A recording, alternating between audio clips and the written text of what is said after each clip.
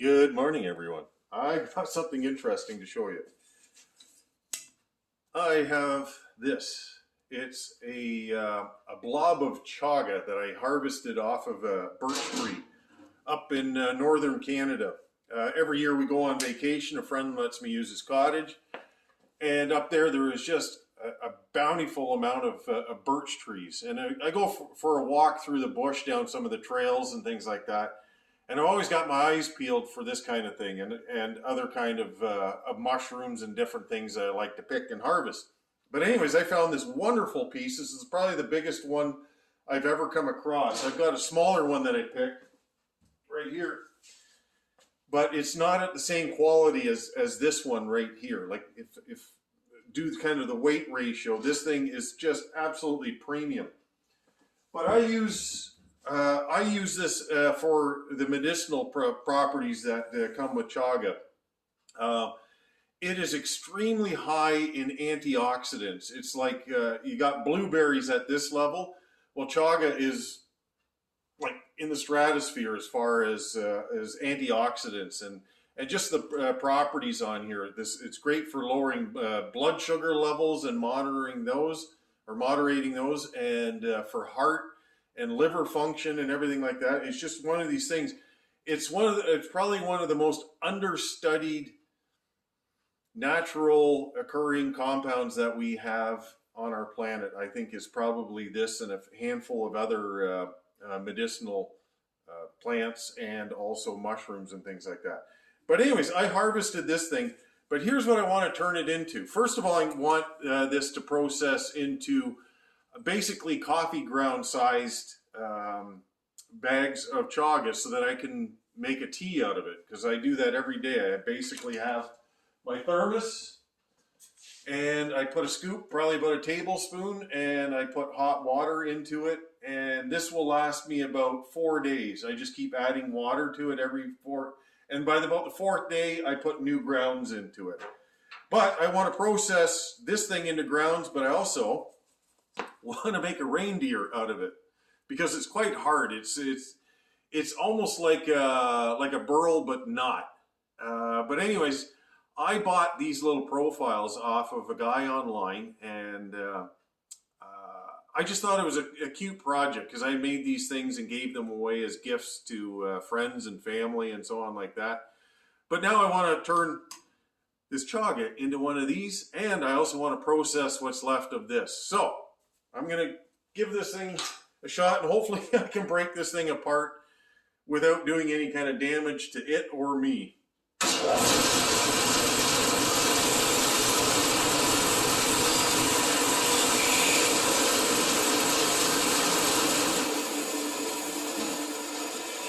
So this is what the inside of it looks like right here. Okay.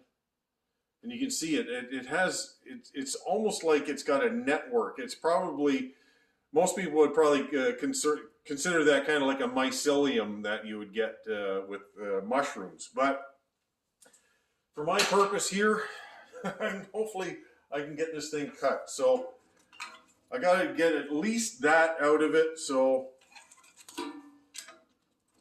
probably something about here, but I got to keep this reasonably stable, so I'm going to cut off as much as I can.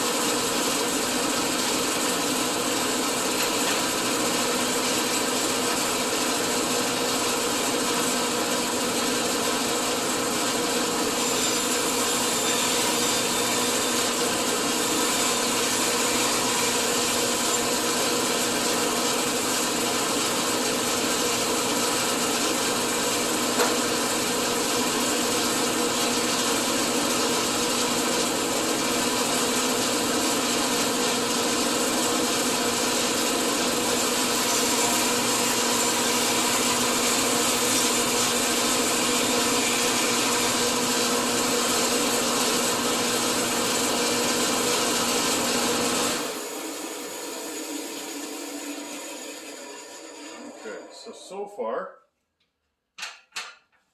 this is what we got.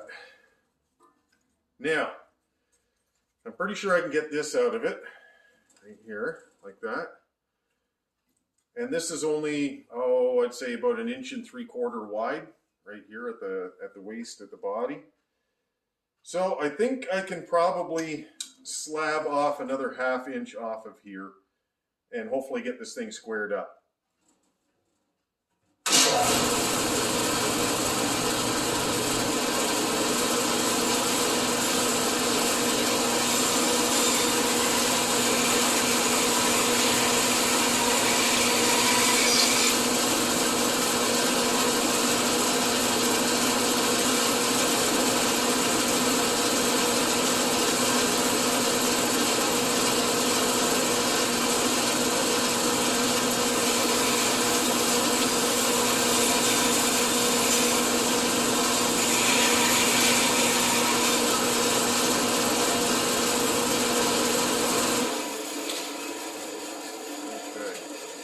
Look at that. Isn't that beautiful?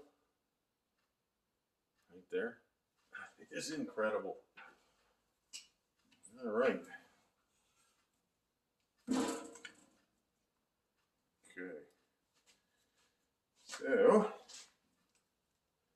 this is what I'm going for here. I hope this works. This would be pretty disappointing if it didn't. Okay. I gotta kind of concern myself what's going to be the best way to do this. Like, what's going to be, I have to have it this way, like so. Yeah, because I definitely want the antlers as much at the top as possible. But I might have to shorten the legs on it, I think. Okay, so I think I'm pretty good there. Take a look. So if I figure I can get that out of it, I may end up losing part of that antler here where it's supposed to be in that side. So I'm going to turn it around, see if that makes a difference, but we'll see. All right, so I want to keep most of the waist on. So when I cut this out here, I'm only going to be cutting to about here, and then I'm going to be cutting back into there, but I'm going to leave the waist in it. This I'll cut completely out, but this same thing here, I'm going to have to leave the waist on here. It's just so that when I have this thing stood up, I want to have something bearing, because if I cut this all out, as I try to cut this next profile right here, the bandsaw is going to want to go down like that, and that's when it gets dangerous. When I was in college for woodworking, our instructor, he used to make cabriole legs at a factory, and he showed us how to make a cabriole leg on a bandsaw, and he would rough it out, and literally he could rough this cabriole leg out in less than 2 minutes, and all he would do at the end, all the waste and everything, it would be this square block, and he'd drop it on the ground, and all the pieces would blow off of it, and you're left with this beautifully carved out cabriole leg. And I never forgot that, because it is so helpful when you're cutting out pieces like this and you need to have it stable. So I'll show you what I mean.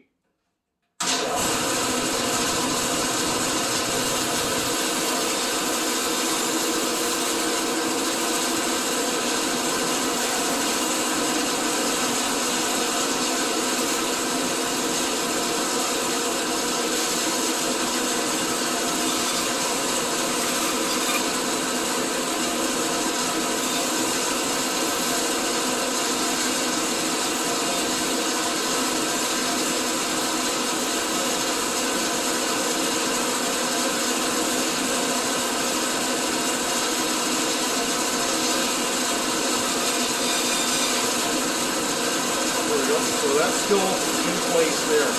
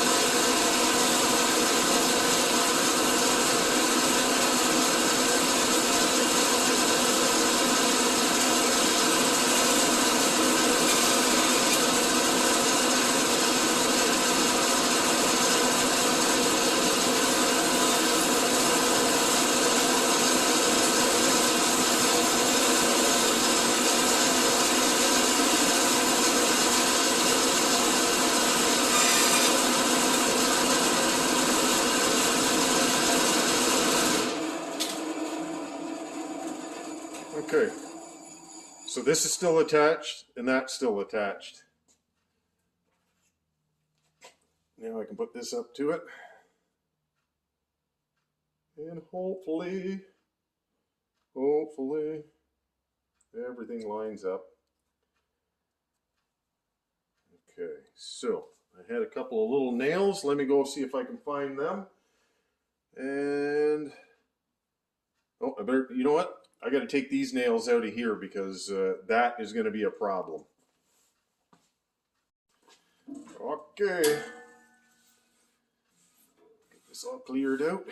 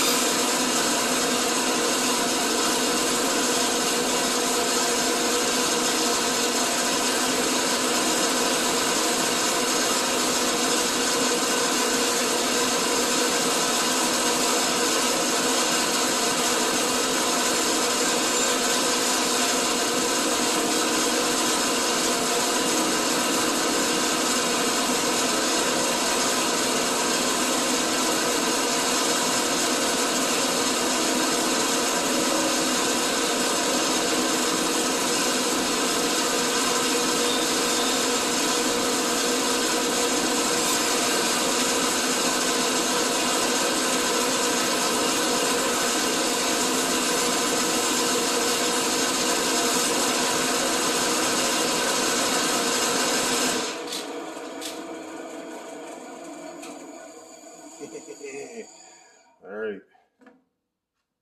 You just break those off. There we have it. He's missing a leg.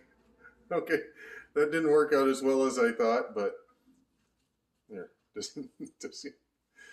There we go. Well, it was at least a try with the chaga, but at least I got all these pieces cut up and ready to be dried for processing. So the rest of it is just going to be cutting it up and getting it done for that. But There we go. I think that's kind of poetic. Making nature out of nature. You gotta love it.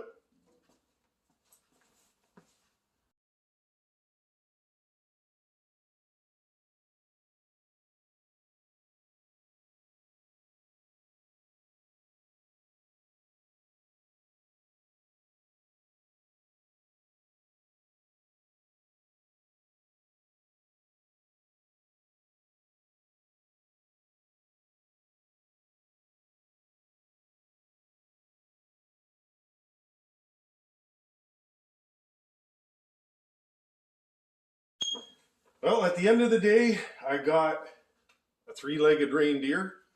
It ain't the prettiest, but I kind of like it.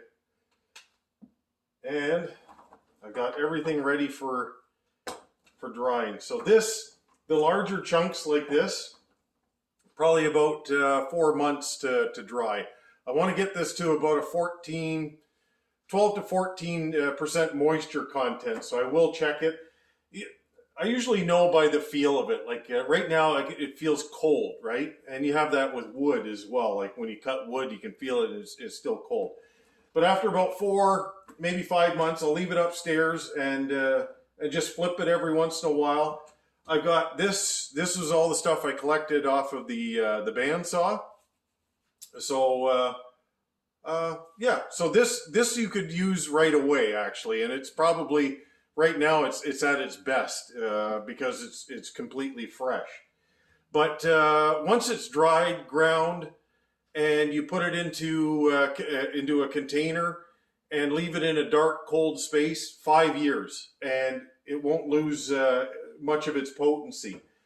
But at the end of the day, I've got enough that would last me basically almost a lifetime just with that one chunk here. So I give it away to friends and family, and just because I believe that the stuff works. Like I can tell you myself that as far as gut health, just out the back end, it makes a heck of a difference in that. Just simply for that reason alone, I like using it. Second of all, I don't mind the taste. It's got kind of a nice woody flavor to it, and I find it not unappealing at all. Some people don't like it, but a fun project, and it's useful. Take a look.